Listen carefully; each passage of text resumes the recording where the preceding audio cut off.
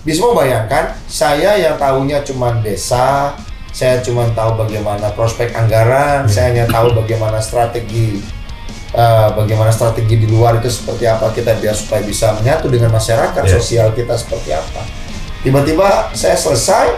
Di dalam perusahaan itu pasti ada yang namanya itu bangun, Pak. Oke. Nah, bagaimana cara Bapak membuat atau mengarrange biar perusahaan ini tetap bertahan, Pak? Kemudian dunia mengenai penjualan kita sudah pernah. Berarti otomatis teruskanlah pekerjaan ini. Warisan ini akan saya tularkan ke kalian itu agar supaya kalian itu kelak bisa mengajari yang berikutnya lagi. Jadi simple. Harapan saya bagaimana Demani bisa menghidupi orang banyak. Itu top.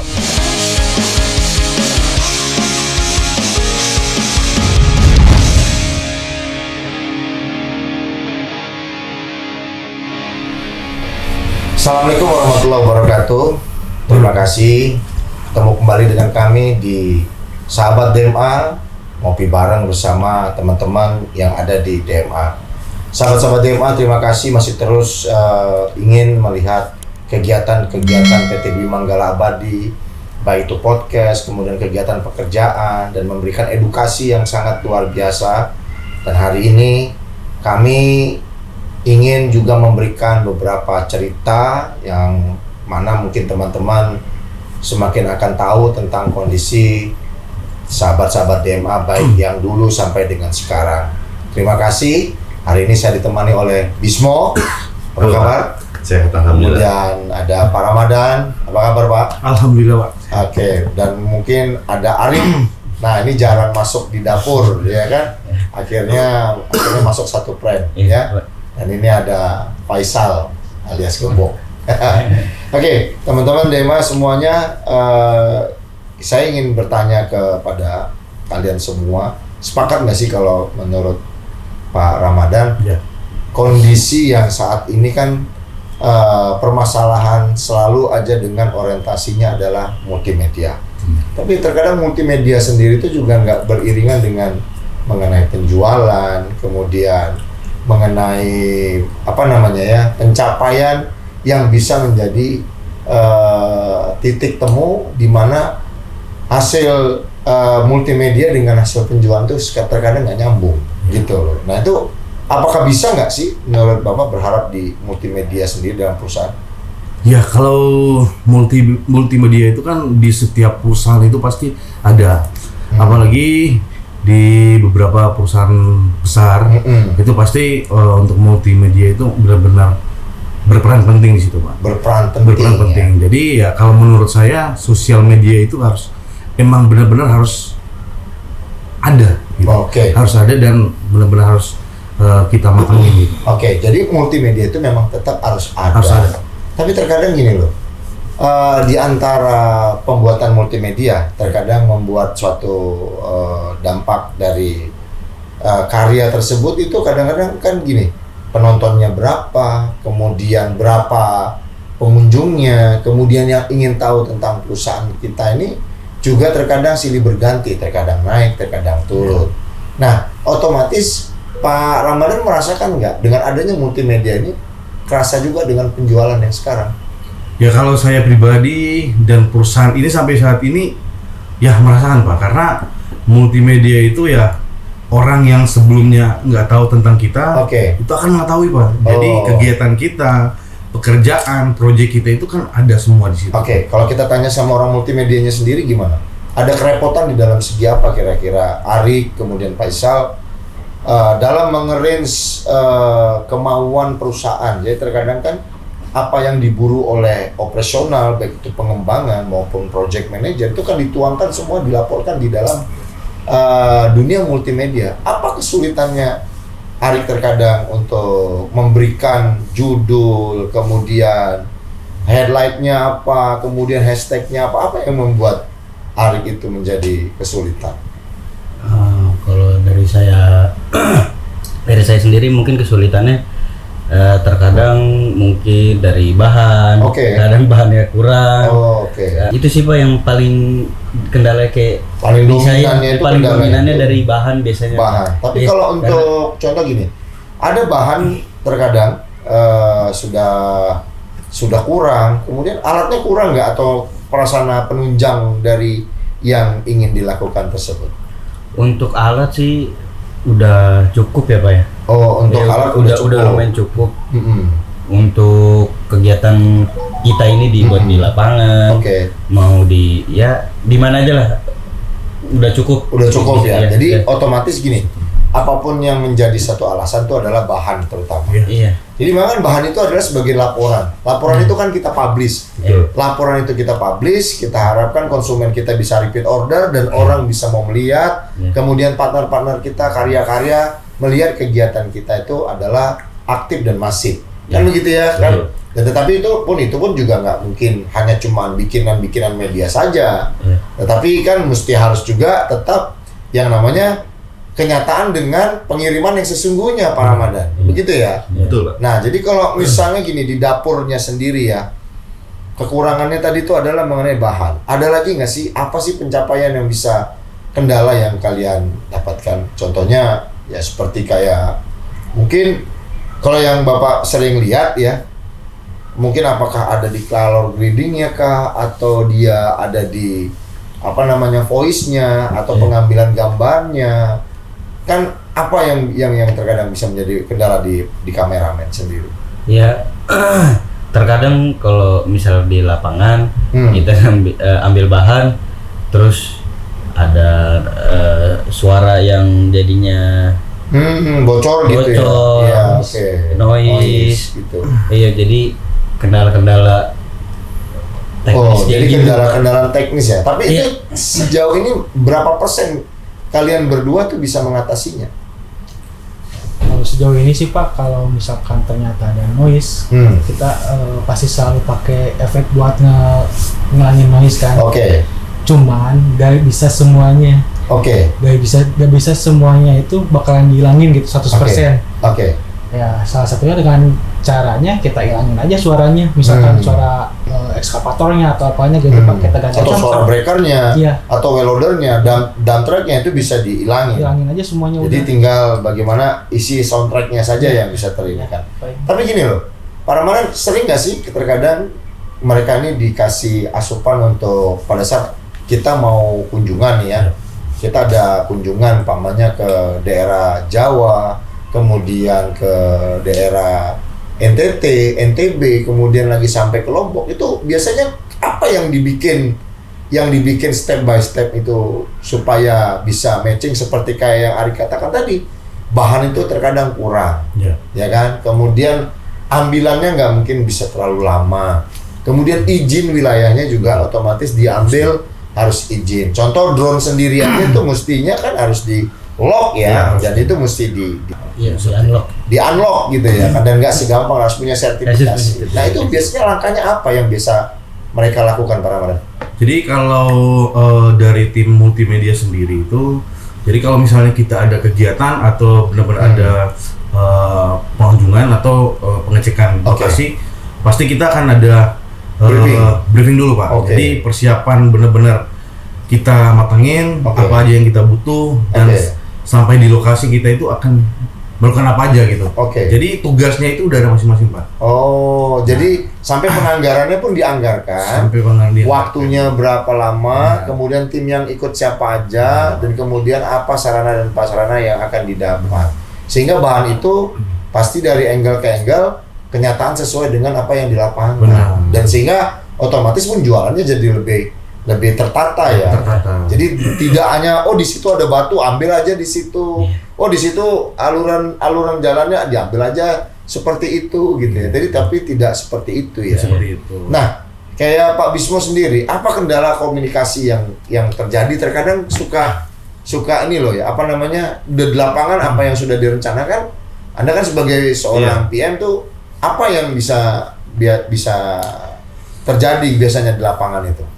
Kalau biasa terjadi itu komunikasi mungkin dari komunikasi handphone kali Pak, handphone. Karena kan di sana itu kan berisik, tidak terdengar. Kadang handphone kita taruh kantong atau kita taruh di tas. Nah itu aja sih Pak untuk komunikasi. Tapi HT sendiri kan kita kan ada ya. Kalau nggak salah kan di lapangan tuh HT pakai ya. Pakai HT. HT kemudian safety shoes, kemudian semua komplit. Nah itu terkadang juga nggak saking berisiknya juga Iya, nggak kedengar, ya? ini juga nggak kurang juga, karena kan bisa aja kejauhan jaraknya, karena kalau HT sendiri itu kan ada hanya jaraknya. cuma radius berapa? Iya, radius berapa kilometer. Iya. Gitu Di kan. satu lagi kan kalau nggak salah kemarin tuh Pak Ramadan pernah bilang ke saya bahwasannya juga termasuk bocor ya Pak, itu HT suka di Iya, luar dari frekuensi. Jadi kalau kita panggil itu bisa kita monitor satu, Oke. yang jawab monitor sebelah. Oh, itu bisa masuk ya? Bisa masuk. Oh. Jadi kita harus mencari salurannya dulu Pak untuk Oke. mempersiapkan itu. Nah itu biasanya berapa saluran yang biasa digunakan tuh? Berapa saluran? Kayaknya sepertinya di daerah-daerah pun juga itu pasti berbeda-beda ya. Iya, dan pasti setiap saluran 1, 2, 3 sampai 16 itu Pak. Itu pasti ada orangnya Pak. Oh, setiap kali 1 sampai 16 pun itu pasti ada Pasti orang. ada orangnya. Dan otomatis pun itu bisa dipakai dan itu yang akan timpa-timpa ya. Iya. Jadi kita kalau misalnya mau menggunakan itu juga hanya menggunakan saluran yang kosong. Iya. Bisa saluran kosong tapi bisa kita dengan kode kita sendiri. Oh, kode kita sendiri tuh kita Iya, bikin. kita buat sendiri. Oh, sehingga memperlancar komunikasi tersebut. Iya. Contoh gini ya. Pada saat kita kameramen jalan pun dengan captain drone jalan pun juga otomatis kan bapak-bapak kan kehilangan tuh ya. Kan bapak-bapak kan kadang-kadang bicara dengan PM-nya, kemudian kepada SOM-nya, kepada SEM di lapangan, kepada orang teknis di lapangan sama orang K3. Ini biasanya multimedia mengikuti atau biasanya apa? Atau suka terpisah gitu loh.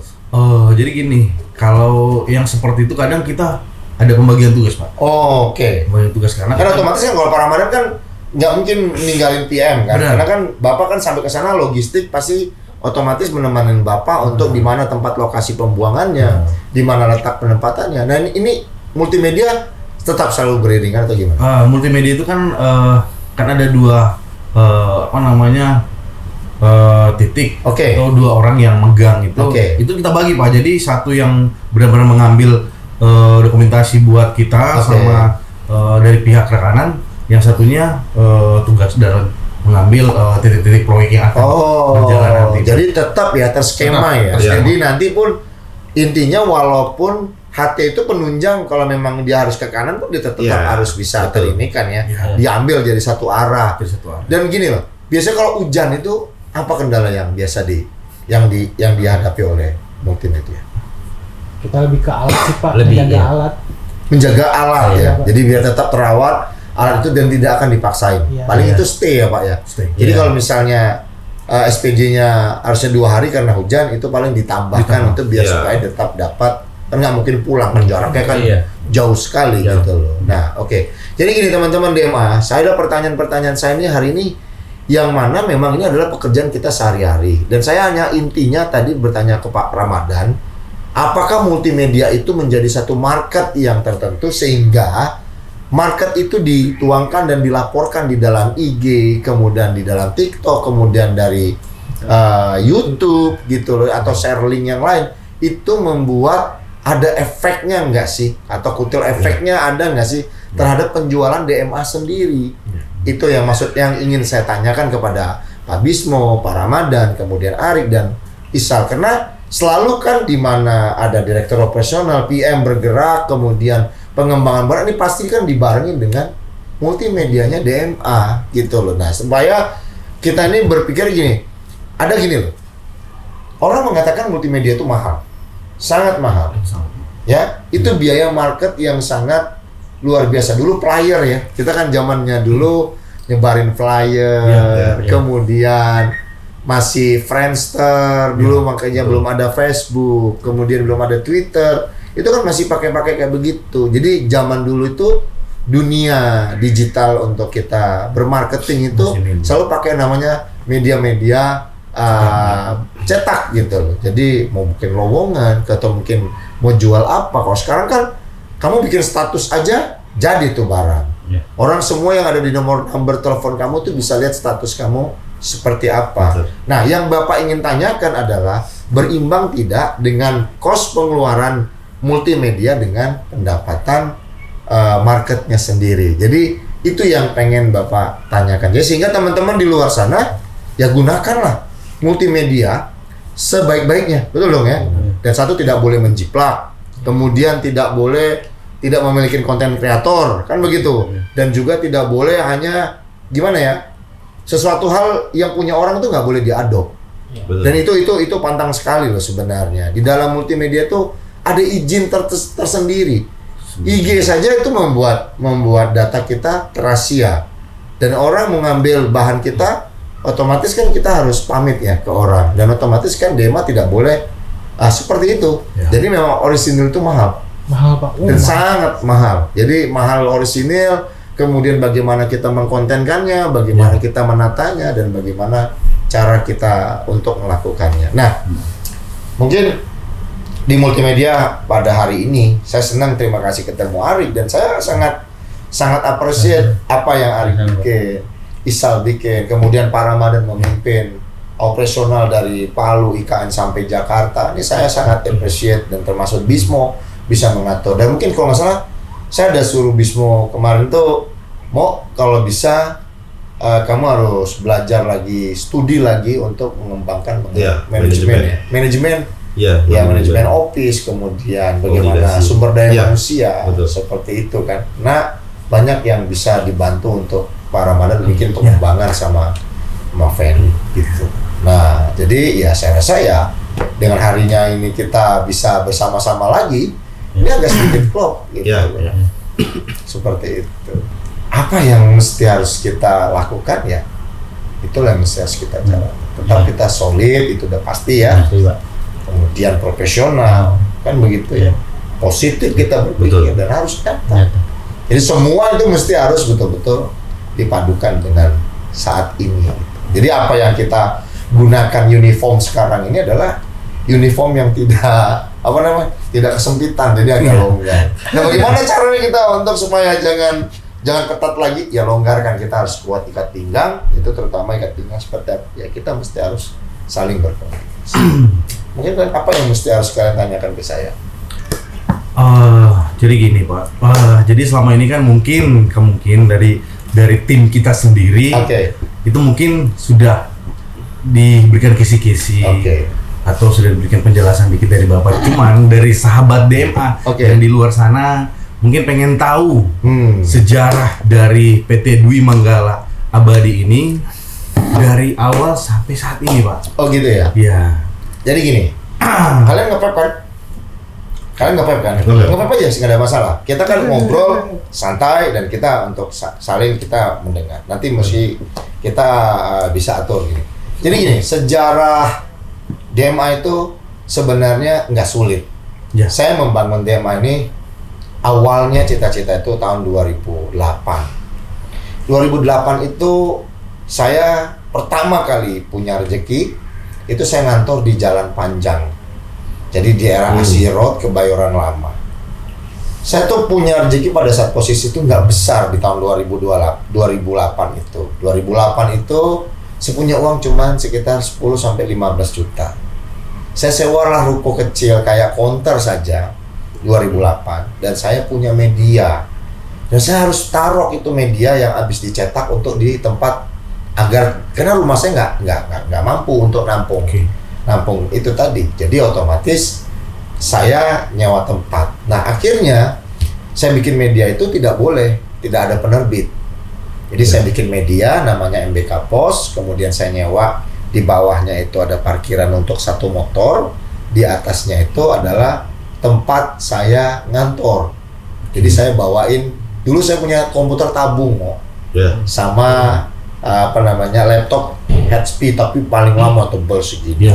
Nah jadi akhirnya itulah yang membuat saya terpacu agar saya bisa nabung dan bagaimana caranya membuat PT.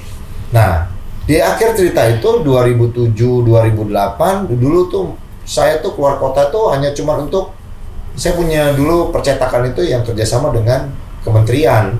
Jadi otomatis kementerian itu selalu manggil saya untuk mengkolek seluruh jilitan-jilitan buku, kemudian apa segala macam, sehingga saya disuruh untuk melakukan penjilitan dan fotokopi, kemudian percetakan segala macam. Dan intinya adalah DMA harus punya media ini harus punya penerbit. Nah, jadi sehingga punya penerbit itu tadi, saya ketemu dengan salah satu bapak angkat saya. Mudah-mudahan kalau nanti dia dengar obrolan ini, karena ada sesuatu hal yang nggak mungkin bisa saya jelaskan, dan kita baik-baik saja, tapi saya bicara dan nggak pernah ketemu sama beliau lagi saat ini gitu loh. Beliau adalah namanya Pak Mufti Inti Priyanto. Pak Mufti Inti Priyanto ini duduk dengan saya di satu kementerian dan dia bilang, "Le, kita buka PT aja, kamu biar supaya bisa punya wadah gitu loh." Saya bilang, "Nggak perlu, medianya nggak perlu PT, karena media itu butuhnya Dewan Pers, bukan PT." Tapi ternyata media itu adalah bisnis dan harus punya percetakannya itu loh. Jadi media itu kan koran tuh ya, ada media bulanan, mingguan, harian, itu dicetak itu pakai penerbit. Ya penerbitnya namanya PT. Barulah saya kena 2 orang. Dulu saya mau bikin Trisula kan 3. Trisula Abadi gitu. Nah, akhirnya 2 itulah saya bikin Dwi. Dwi itu adalah saya dan Pak Mufti Inti Priyanto. Jadi saya panggil Pak notaris kita yang di depan kantor kita Kebayoran Lama.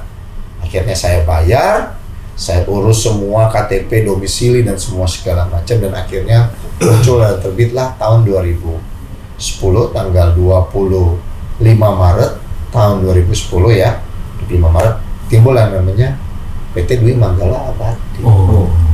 Jadi 2 orang ini adalah orang biasa-biasa, tidak terkenal, tidak kaya, tidak punya apa-apa, dan bapak hidupnya ngontrak, dan beliau juga hidupnya ngontrak di Jakarta di Tanah Abang.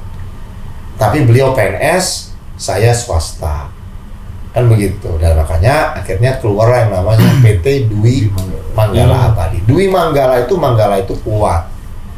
Jadi Abadi itu ingin selamanya. Gitu. Jadi itu timbul nama Dwi Manggala. Jadi sedikit saya potong Pak. Jadi sebelumnya awal dari mula PT Dwi Manggala Abadi ini berjalan dalam bidang percetakan ya Pak? Percetakan. Gitu loh. Jadi percetakan media, percetakan buku desa, percetakan untuk label-label kementerian, itulah awalnya. Tapi karena kita nggak bisa ikut tender, karena percetakan itu harus ada PT, maka dilakukanlah namanya PT Dwi Manggala Abadi. Dan struktur bidangnya ada semuanya di situ. Jadi awalnya di percetakan, makanya larinya pernah DMA punya perusahaan PT Dwi Manggala Abadi dibilang alat tulis kantor.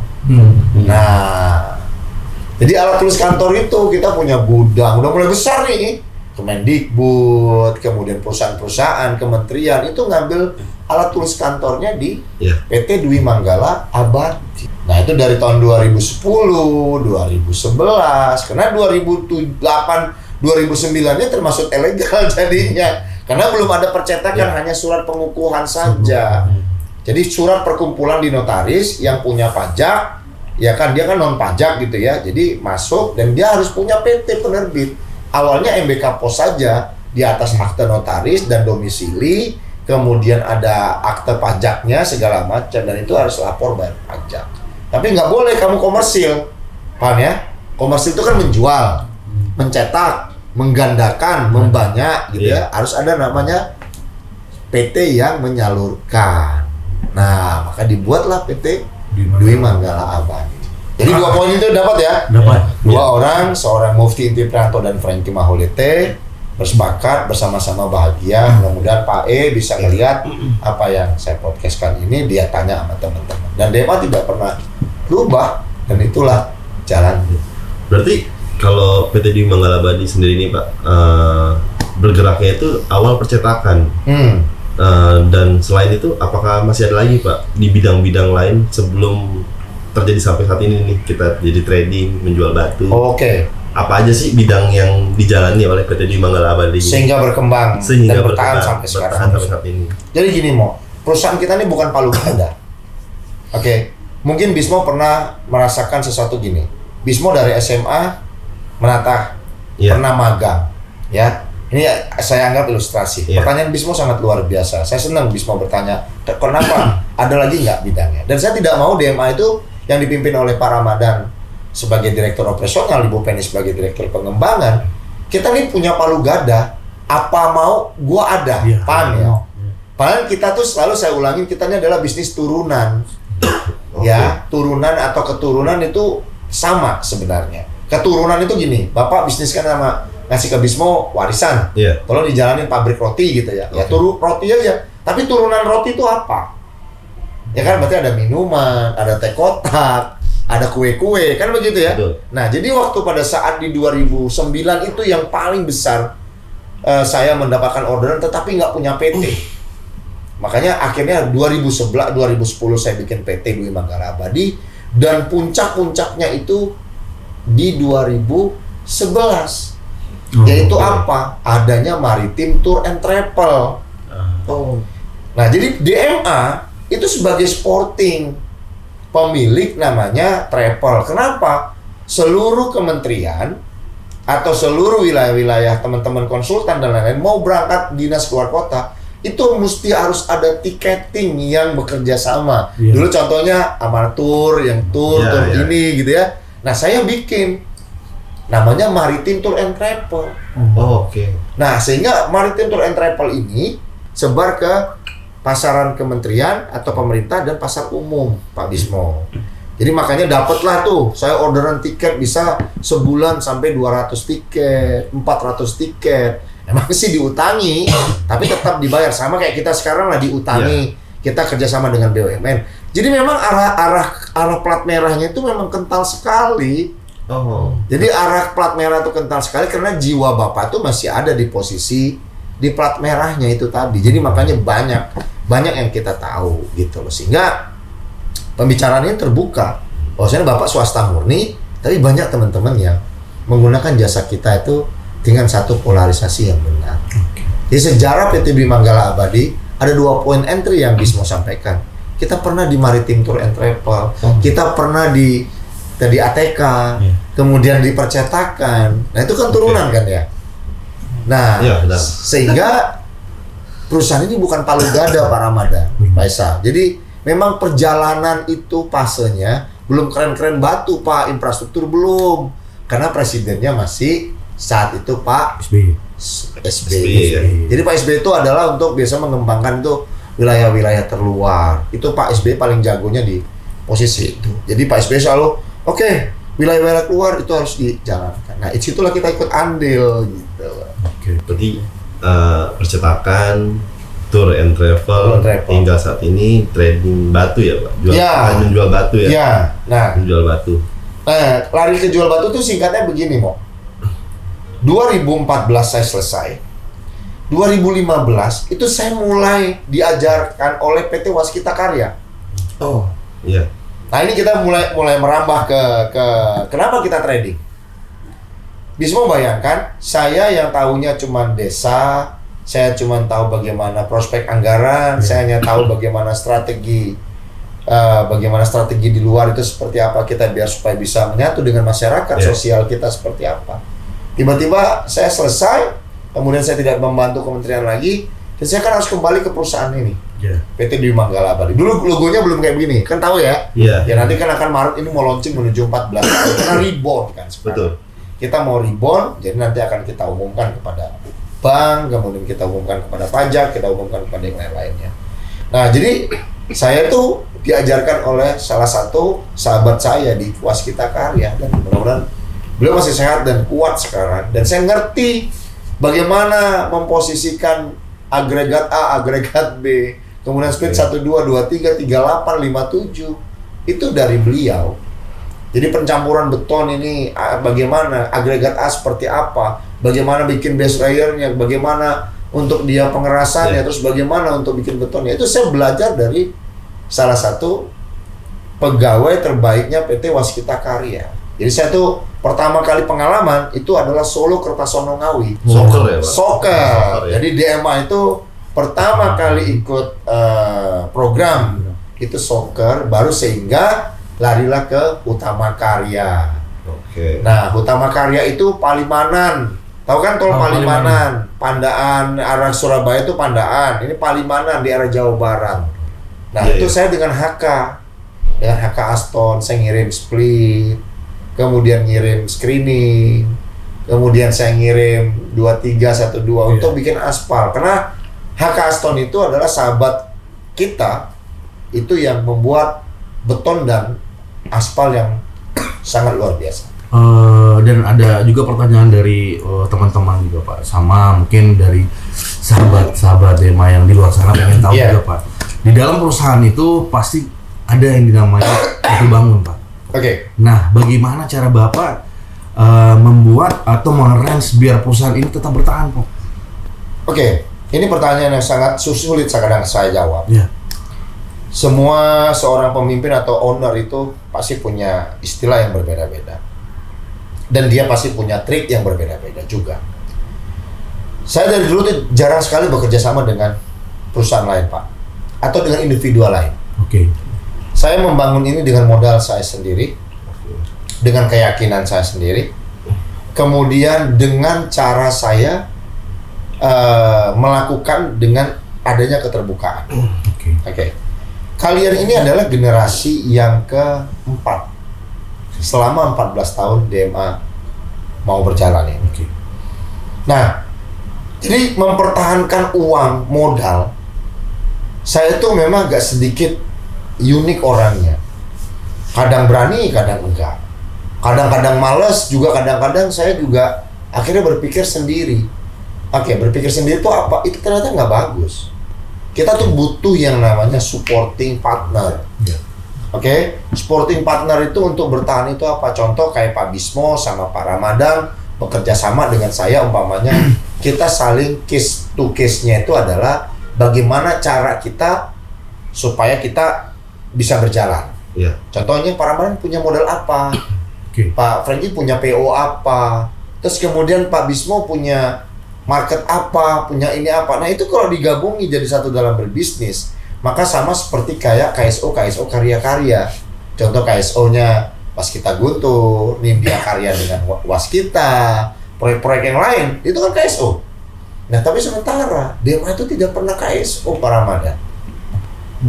Jadi kenapa tagline-nya kita itu selalu saya katakan, inilah dia warung. Tapi warung itu gimana cara meningkatnya menjadi profesional. Buka bersama, dan tutup bersama. Saya pengen mengelolanya itu dengan catatan-catatan yang supaya benar-benar bisa terarah tanpa saya itu memiliki utang budi dan utang banyak kepada pihak lain lagi gitu loh. Nah, makanya saya balikan disclaimer tadi, saya katakan bahwasanya saya mempertahankan perusahaan ini karena hati. Kalau saya tidak karena hati, saya tidak akan mungkin bisa bertahan. Pilihan saya lari ke politik atau ke usaha. Sementara DEMA pajaknya terbayar, kemudian fakturnya juga terbayar dan yang lain bisa terbayar. Jadi ya saya masih bisa kita jalankan perusahaan ini dengan catatan-catatan yang real. Karena kita masih punya office, kemudian karyawan kita ada, kemudian sarana dan prasarana kita ada, dan karya-karya masih mensupporting kita. Betul. Jadi makanya saya bertahan itu karena hati, Pak Ramadan. Karena hati ya Pak. Karena hati. Jadi sehingga menuju ke 14 tahun ini jatuh bangunnya saya itu saya bergerak sendiri dan saya memikirkan sendiri, dan saya berterima kasih kepada kalian semua yang sudah mau membantu Bapak, dan sehingga sampailah juga tambah bertahan lagi. Iya, Bang ya, tambah bertahan lagi. Kalau nggak kan kita otomatis ya saya berpikir ya ada barang saya beli, saya ngerjain sendiri, saya melakukan sendiri, itu udah tidak mungkin bisa terini. Tapi saya bertahan karena hati. Karena hati ya. Mungkin dari teman-teman juga ya pengen tahu satu poin aja Pak. Karena kita adalah generasi saat ini. Generasi pengen keempat tahu generasi keempat ya. Betul. Dari yang perjalanan DMA. Kita pengen tahu satu poin bagaimana ya sampai saat ini itu benar-benar perusahaan ini akan tetap selalu jalan Pak. Satu poin. Satu poin aja yang saya ingin sampaikan kepada kalian semua. Perusahaan itu bisa bertahan karena seorang pemimpin. Apabila seorang pemimpinnya tidak terbuka kepada bawahannya dan tidak terbuka semua dengan kondisi perusahaannya, dan tidak terbuka semua kepada partnernya, dan tidak terbuka juga kepada keluarga besar perusahaannya, itu semua tidak akan pernah bisa berjalan. Saya pernah mengalami di titik fase di 2017 dan 2018. Saya membeli Kulon Progo atau mohon maaf, saya membeli tambang di Kulon Progo dengan investasi hampir sekitar 11 miliar, menurut saya itu udah sangat besar saya habis uang. Tapi bagaimana saya bisa bertahan? Ternyata saya salah. Dulu saya tidak terbuka sama staf saya, kemudian pimpinan-pimpinan yang saya angkat di perusahaan. Dulu saya tidak terbuka dengan orang-orang di sekelintiran. Jadi dapatkah uang ini dari mana? Kemudian hasilnya dari mana? Paham ya? Ini jangan-jangan uangnya dari bank kah? Atau uang ini boleh nyolong kah? Atau uang ini boleh pinjam dari pihak ketiga? Tetapi akhirnya saya karena tidak jujur itu tadi, maka apa yang terjadi? Orang akan berdatangan menagih. Dan akhirnya teman-teman yang membantu saya itu kecewa nggak kira-kira? Karena sebagai bahan tameng. Iya. Paham ya? Paham. Contoh gini, Pak Ramadan sebagai direktur operasional, saya akan selalu bilang, karena Bapak punya hak dan kewajiban sama saya. Pak Ramadan bilang aja orangnya tidak ada. Saya ini, tapi Bapak bertanya-tanya, ini Pak Franky punya masalah apa untuk investasi Kulon Progo? Ya. Masalahnya di mana? Kan otomatis begitu. Iya. Kalau Bapak bertanya ke saya, kenapa Bapak bisa melakukan dan bertahan saat seperti ini? Kan begitu ya pertanyaannya kan? Benar. Satu aja yang saya katakan, harus keterbukaan. Terbuka. Kalau saya nggak terbuka sama Pak Ramadan, Pak Bismo, sama Bu Feni, kemudian sama Bu Marina, mungkin per hari ini kantor kita akan tinggal satu orang lagi. Yaitu siapa? Tinggal Pak Anto. Iya. Kenapa bilang? Keterbukaan itu adalah satu cara komunikasi. Kan begini, bapak-bapak tahu ada uang masuk dari perusahaan A, ada uang masuk dari perusahaan B. Kita belanja batu, kita kemana? Kita tahu. Kita belanja tongkang atau kita sewa tongkang, juga kita tahu. Kita bayar tracking, juga kita tahu. Orang minta BBM sama kita juga tahu. Harganya itu adalah harga keterbukaan. Jadi kalau dulu enggak, tiba-tiba saya ambil, Ibu Marina tinggal bayar. Tapi Ibu Marina nggak tahu nih asal-usul uangnya dari mana. Paham ya? Kemudian pendapatan apa? Kok bisa Pak Franky suruh saya bayar pakai uang yang tadi? Ini uang yang tadi ini dari mana? Ini kan mesti dicatat judulnya. Iya, benar. Tapi selalu saya katakan diem. Nah inilah ketidakketerbukaan membuat saya itu benar-benar keterpurukan yang sangat besar. Dan saya tidak akan mengulangi kembali permasalahan yang ada dengan kondisi yang saat ini. Jadi terbukalah, jujurlah di dalam satu kantor. Apabila sudah tidak ada keterbukaan di dalam satu kantor, tinggalkan. Kenapa? Otomatis kalian kalau tidak ada keterbukaan, mau nggak terus bekerja sama Bapak? Iya. Tidak akan mungkin, karena otomatis kalian akan bertanya, Pak, ini uang Bapak, saya kasih uang untuk bayar tongkang. Di otak kalian itu bukan hanya satu, ini uang dari mana? Tapi kalau kalian mau bertanya sama Bapak tidak pantas, atau kalian tidak berani tanya ke Bapak, kalian tuh sudah mesti harus otomatis berpikir, kan pendapatan kita nih uang dari, ya karena yang gini Pak Ramadan, ada hal-hal yang lain kadang-kadang dibayar di luar dari apa yang sudah kita sepakati. Nah itu mesti harus kita lakukan dengan keterbukaan Pak Ramadan. Tapi kalau kita tidak terbuka, ya mohon maaf, jangan harap kita bisa duduk di ruangan kita masing-masing, bekerja dan kamu bisa ketok pintu Bapak pada saat Bapak lagi ada, Pak izin Pak saya mau koordinasi. Saya tuh pasti akan otomatis aura saya tuh ada aura yang tidak nyaman Pak Ramadan. Aura tertekan, ya, aura pusing, ya, aura, pokoknya aura yang nggak negatif tuh pasti akan terjadi. Dan itu terjadi waktu pada saat di 2017, 18, 19. Covid mau melanda pada saat posisi itu tertekan. Tapi Allahu Akbar Pak Ramadan, itu udah bisa saya atasi dengan secara Berarti kunci di dalam perusahaan itu adalah keterbukaan. Keterbukaan. Pak Ramadan boleh tanya sama perusahaan-perusahaan besar, tidak akan mungkin seorang stakeholder atau seorang owner di perusahaan dia tidak terbuka sama direktur keuangannya, dan dia tidak terbuka sama direktur operasionalnya, dan dia tidak akan terbuka dengan PM-nya atau dengan karyawannya. Ada keterbukaan itu adalah bukan seluruhnya kunci kerahasiaan dibuka. Maksud terbuka tuh gini, dalam satu rapat kan Pak Ramadan kita punya project A, project B. Tapi sumber pendanaannya dari mana nih Pak? Kan Bapak pasti akan bertanya ke kita. dalam rapat kan bisa bilang ini ada sumber dana dari pihak A, B, dan C. Nah, sumber dana ini otomatis digunakan untuk apa? Belanja barang, belanja modal, atau belanja apa? Iya. Loh, kalau misalnya uang orang kita pakai sebagai uang investor, terus kemudian kita pakai untuk bukan kepentingan produk yang mau dikerjakan tadi, berarti sama juga kita itu membuat kolam kita sendiri, gitu loh. Kenapa, Bla? Kita kan mesti harus ada punya kos gaji, kos operasional, kos armada, kemudian kos-kos untuk yang lain-lainnya. Dan pengembangan, itu kita harus pakai kos kita sendiri, baru kita join venture ke orang lain. Tapi kalau kita nggak punya itu semua, dan kita hanya punya kontrak dan kebisaan itu tadi, otomatis kita harus berutang kepada orang yang memberikan kita supporting dana untuk penggajiannya dulu berapa bulan. Nah, namanya kan mau bisnis nih. Para Ramadan punya bisnis sama saya 1 tahun, umpamanya kan begitu. Iya. Selama 1 tahun tersebut, otomatis saya bermohon sama Bapak pinjam nggak 50 juta sebulan buat bayar gaji-gaji anak buah saya. Tapi dari keuntungan dipotong, ngerti kan? Contoh kita kesepakatan, keuntungan kita dipotong berapa? 60-40 kah, 70-30 kah, atau 20-80. Tergantung kesepakatan bersama. Jadi kalau ada keterbukaan itu, insya Allah mudah-mudahan Pak Ramadan menjalankan satu perusahaan itu tidak dalam bawah tekanan. Jadi saya tanya balik, kira-kira Pak Ramadan ada tertekan nggak selama di Dema? Alhamdulillah nggak pernah. Ya itu tadi, kenapa bilang? Saya tidak mau Pak Ramadan mengalami apa yang sudah pernah saya alami. Tapi alamilah dengan hal yang baru. Ya. Hal yang baru itu apa? Contohnya sepak terjang di luar seperti apa, kemudian kondisi-kondisi di luar seperti apa. Itu sih rasa-rasa terbuka berarti ya Pak. Oh iya Pak, saya tarik ke belakang Pak ya. Biar teman-teman multimedia juga pada tahu Pak.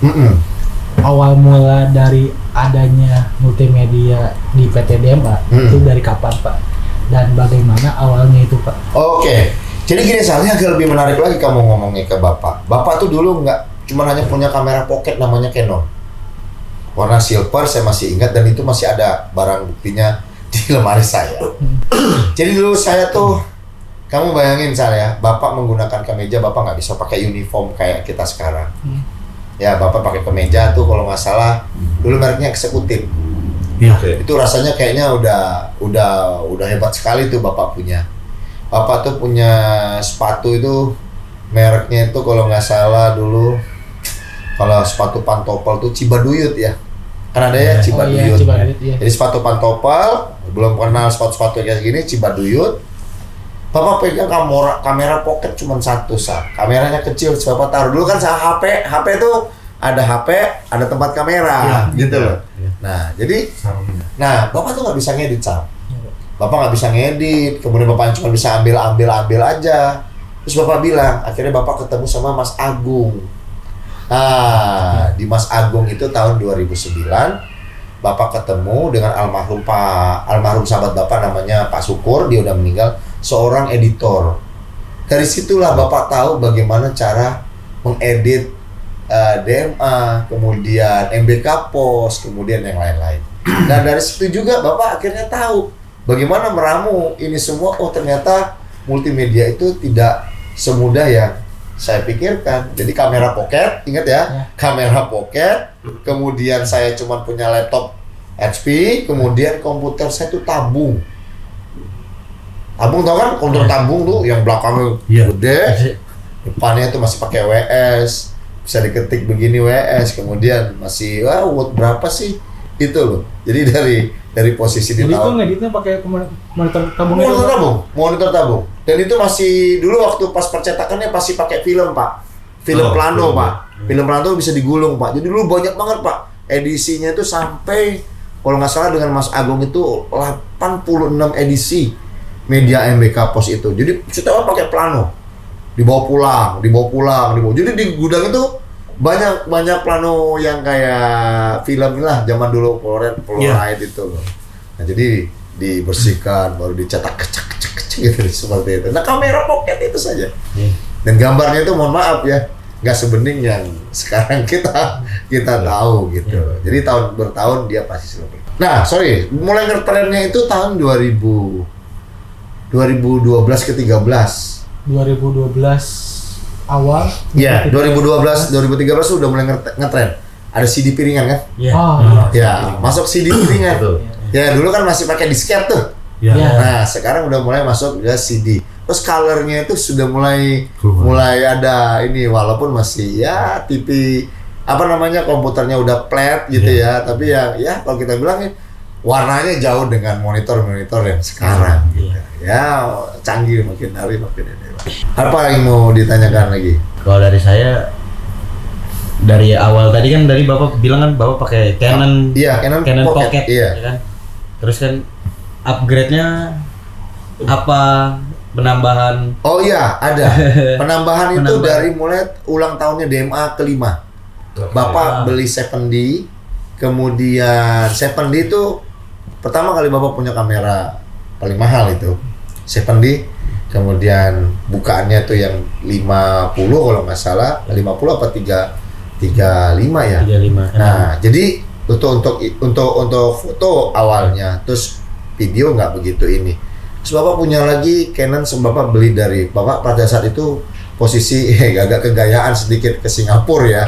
Singapura udah dinas, kemudian Bapak beli itu di Singapura. Jadi terus Bapak dapat hadiah lagi dari sahabat Bapak, ulang tahun Bapak dikasih yang Canon 35 M3 ya, M3 itu Bapak dapat juga. Nah, akhirnya Bapak gunakan pada saat di acara ulang tahun PT Dwi Manggala Abadi yang kelima. Nah, itu Bapak bikin yang namanya acara kayak idol-idolan lah gitu, lomba karaoke.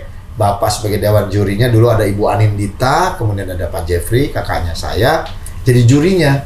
Dan kamu asli bayangin semuanya blur.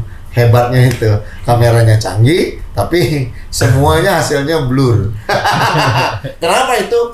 Karena upgrade-nya ketinggian, dan kemudian kameramennya kan tidak punya. Jadi belum seperti ada kayak Arix, belum ada kayak Isal juga.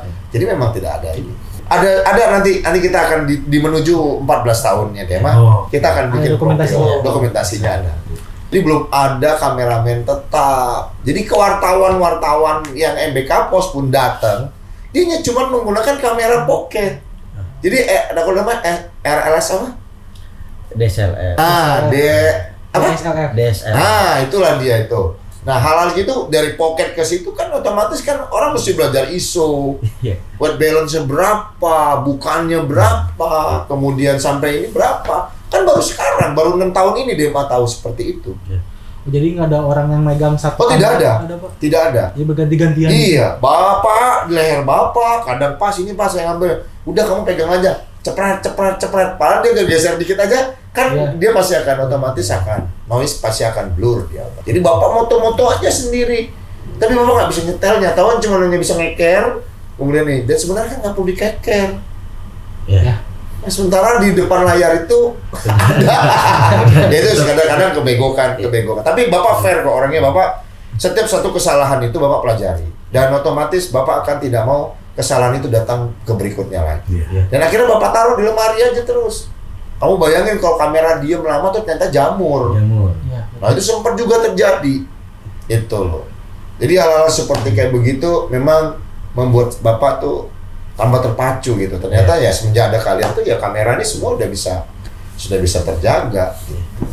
Jadi upgrade-nya itu ternyata Rick, orang tuh mesti di-upgrade itu step by step, Rick. Jangan pernah meng-upgrade itu langsung loncat dari pocket ke 7D. Itu sangat luar biasa. Pasti kaget. Itu. Makanya kan kalau kita kan saya bilang belajar drone ternyata belajar itu kan mahal. Kan begitu. Dan mahal itu otomatis dapat nggak improvisasinya? Itu buktinya. Jadi teman-teman Dema tinggal silakan aja lihat warna-warninya si multimedia. Dari Pak Bisma ada pertanyaan buat Bapak. Kalau dari saya mungkin yang mau saya tanyakan ini Pak. Bapak ini kan udah dari 2010 ya, dan sudah memiliki karyawan yang bergonta-ganti. Mungkin kalau dari saya, gimana sih Pak cara Bapak untuk memilih staff-staff Bapak untuk memposisikannya di sini? Dengan cara apa sih Bapak melihat staff Bapak itu untuk menjadi staff yang profesional serta mandiri? Oke. Seperti yang saya jawab tadi, bahwasannya dengan hati saya menggunakan. Cuman tidak semua kalian itu sama. Ya. Pak Bismo sama Pak Ramadan itu adalah levelnya 2 grade di bawah. Karena Bapak masih punya 1 grade lagi yang harus dilangkai. Tapi Pak Ramadan itu bisa perintah Bapak langsung. Tetapi Bapak masalah mental atau masalah hati dan pikiran itu terkadang suka berdebat, tidak nyambung.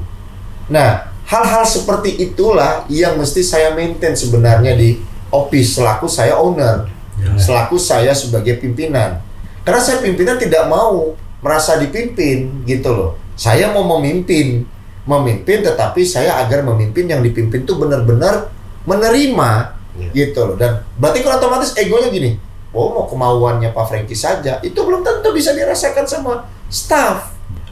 Paham ya? Nah. Bapak pengennya Bismo berangkatnya ke IKN, tapi Bapak tahu Bismo tuh tidak suka ke IKN, tapi Bapak paksakan gitu loh. Nah, Pak Ramadan, saya minta Bapak ke Lombok gitu umpamanya. Bapak tahu Pak Ramadan tuh maunya ke Palu gitu loh. Nah, hal-hal yang seperti kayak begini nih mesti Bapak arrange, Bapak dekati dengan jarak berapa lama, maintenance-nya 3 bulan kah, 4 bulan.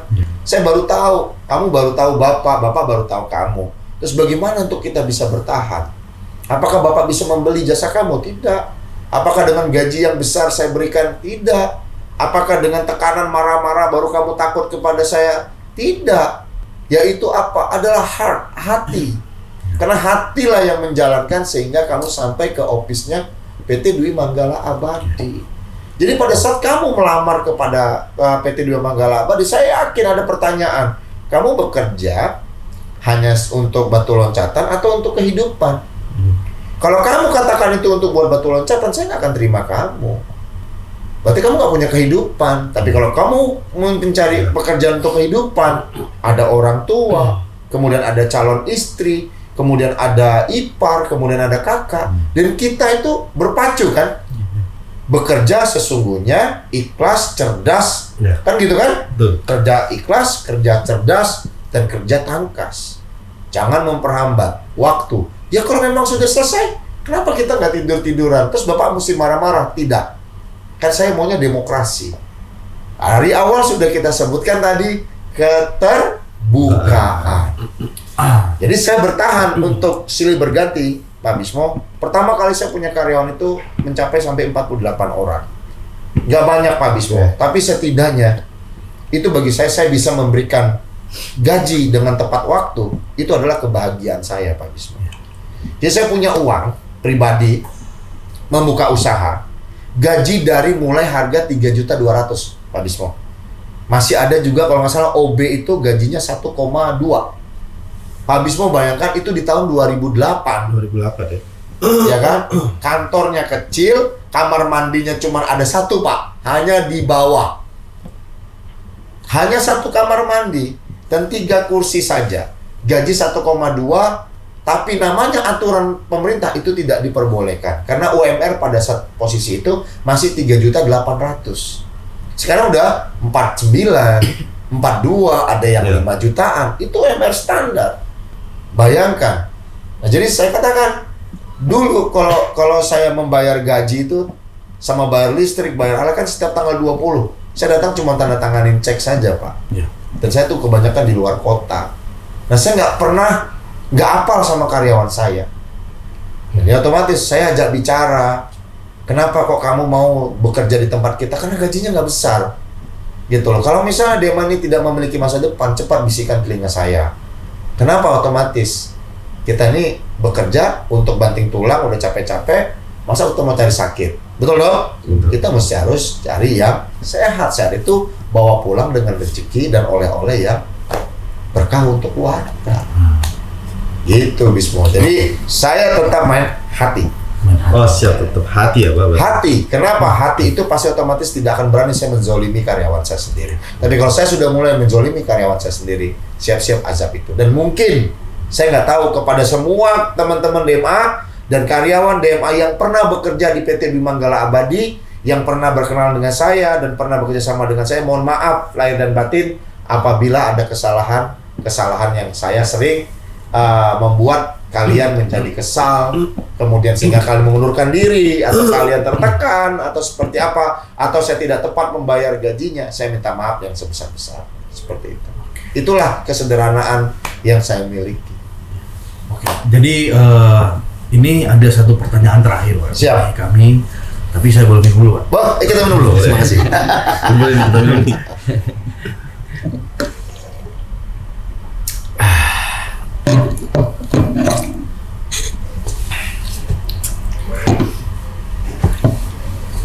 Jadi ini ada pertanyaan terakhir dari kami, yaitu apakah harapan Bapak ke depan untuk perusahaan PT Dwi Manggala Abadi sendiri, Pak? Harapan dan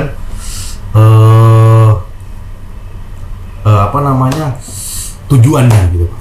Saya harapan dan tujuannya, saya tidak akan berbisnis yang bukan bidangnya saya. Catat ini. Oke. Saya tidak akan berbisnis yang bukan bidangnya saya. Karena perusahaan kita ini bukan palu gada. Semuanya bisa dilakukan. Kalau dunia alam, kita udah punya pengalaman. Ya, kemudian dunia mengenai penjualan, kita sudah pengalaman. Berarti otomatis teruskanlah pekerjaan ini. Warisan ini akan saya tularkan ke kalian itu agar supaya kalian itu kelak bisa mengajari yang berikutnya lagi. Jadi simple. Harapan saya bagaimana Demani bisa menghidupin orang banyak. Itu toh. Menghidupin orang banyak itu bukan kita ini panti sosial. Tapi dari hasil pekerjaan ini, bagaimana caranya kita bisa menghidupin orang banyak. Berbagilah menjadi mesin Allah supaya kita tetap bisa berjalan. Nah kalau misalnya kayak saya kan udah habis masanya. Apa sih yang mau saya miliki lagi yang begitu besar? Cita-cita saya udah tercapai. Kalau dulu anak Medan merantau sekolah, saya tuh sampai di kampus dan saya kuliah itu otomatis apa yang saya mau cari? Pangkat, titel, uang, rumah, udah ada. Saya udah milikin itu. Saya nggak punya satu, dikasih Allah lebih. Ya, saya dikasih sehat, Allah kasih saya sehat. Dan sekarang yang saya butuhkan adalah fokus bagaimana saya untuk meniti kedamaian di hati saya. Dan kalian yang muda-muda ini, gerakan perusahaan kita dengan secara konsisten. Jangan nanti dibantai dengan klien satu kali aja, tak, wah benar ini gimana nih, wah terus kesal. Terus ada yang kritik, wah itu mah media sosialnya dia mah menonton begini segala macam, ya kan? Wah nih PM-nya sekarang sudah nggak seperti kayak dulu, suka kesana kesini dan nggak pernah mikirkan ini. Itu kritikan, dan kritikan itu jangan pernah diambil pusing. Tetapi ingat, harus membangun kembali. Oh iya, ini kritikan dari Bapak. Oh iya, ini kritikan dari luar. Oh ini dari klien, ini dari ini. Itu semuanya mesti harus di-maintain dengan benar. Jadi tidak boleh kita berhentikan secara gara-gara kita dikritik. Udah capek lah, saya nggak naik-naik nih viewersnya DMA. Capek, saya nggak punya bahan lagi. Terus Pak Ramadan, capek ngebangun DMA lagi. Kenapa? PO-nya pun juga udah mulai surut, perusahaan bayar gaji terus, operasional jalan terus, abis semua enggak, wah ini karyawan mesti harus dikerimping ini. Bagaimana berharap itu jangan sampai seperti itu. Itu yang saya tidak inginkan di dalam suatu perusahaan. Makanya saya titipkan dengan kalian, otomatis jagalah marwah perusahaan kita dengan apa adanya. Berbicara dengan klien pun, berbicaralah apa adanya. Itu harapan saya dan tujuan saya untuk membangun banyak sumber daya manusia yang lain. Gitu. Oke Pak, jadi dari sekian pertanyaan-pertanyaan kami, mungkin semua teman-teman atau sahabat DMA itu sudah tahu ya. Dari segi sejarah, terus impian dan harapan kita itu mungkin sudah diceritakan di sini. Nah, terima kasih Pak untuk jawabannya semua. Terima kasih. Tapi itu hanya cuma beberapa persen saja. Sebenarnya kalau mau diceritakan masih banyak. Sejarah yang ini cuma saya kupas-kupas. Kan saya belum cerita keburukannya. Kita harus fair dong. Tetap harus ada keburukan. Ini masih agak perjalanan yang sedih-sedihnya, sakit-sakitnya, tapi membangunnya. Tapi sebenarnya ada lagi pembicaraan itu. Tapi saya berterima kasih kepada Pak Ramadan mau bertanya saya, karena kalianlah yang baru bertanya kepada saya bagaimana sejarah usaha ini tadi. Makanya sehingga malah saya harusnya bertanya ke kalian tentang masalah kegiatan, akhirnya kalian berani mulai bertanya kepada saya. Dan ada satu kali mungkin yang terselip tadi kalau nggak salah, bagaimana mempertahankan keuangan di perusahaan. Iya, itu. Iya kan? Iya. Bagaimana cara mempertahankan keuangan perusahaan? Kalau saya jawabannya cuma satu, mengalirlah apa adanya, catatlah dengan setulus-tulusnya. Itu. Mengalirlah apa adanya dan catatlah dengan setulus-tulusnya. Jadi mengalir itu otomatis Bapak kunci pun uang kita miliaran. Tapi kalau Bapak tidak mencatatnya dengan setulus-tulusnya, otomatis akan kembali karam. Itu maksud saya. Iya. Jadi kembali lagi keterbukaan, catatnya dengan keterbukaan. Kalau ini memang 50 ya dicatat dengan 50, jangan ditambahin menjadi 60. Karena otomatis keterbukaan itu pasti akan terjadi. Betul. Sehingga perusahaan kita Pak masih tetap bertahan untuk memiliki tabungan di area tersebut. Makanya selalu saya sering koordinasi sama Pak Ramadan. Pak Ramadan, jangan lebih besar keuntungan untuk orang lain daripada keuntungan perusahaan. Karena nanti Bapak pada saat Bapak tidak memiliki pekerjaan atau orderan yang begitu masif, yang ini untuk menopang supaya stafnya Bapak, keberlanjutan perusahaan Bapak itu bisa berjalan. Jadi pencatatan itu memang betul-betul mencatat dengan baik. Sekali lagi terima kasih udah mau kita ngobrol hari ini. Mudah-mudahan apa yang kita harapkan itu bisa menjalankan Amin. semua. Bismo sehat, Pak Ramadan sehat, Amin. Harik sehat, Amin, Pak. ya, Bapak juga sehat, sehat. dan Marina, kemudian Bu Feni, Ya. semua sehat dan perusahaan kita ini tetap tumbuh Amin. menjadi yang lebih baik. Amin. Dan bisa bekerja sama dengan banyak orang. Karena welcome dengan DMA, ya kita tetap terbuka dengan. Oke, baiklah teman-teman DMA, terima kasih sekali lagi sudah mau ngobrol dan mengikuti cerita-cerita kami. Dan kita akan ketemu dengan cerita-cerita DMA atau obrolan kopi dengan teman-teman yang lain. Tetaplah terus semangat dan teruslah berkarya. Salam bahagia. Selamat.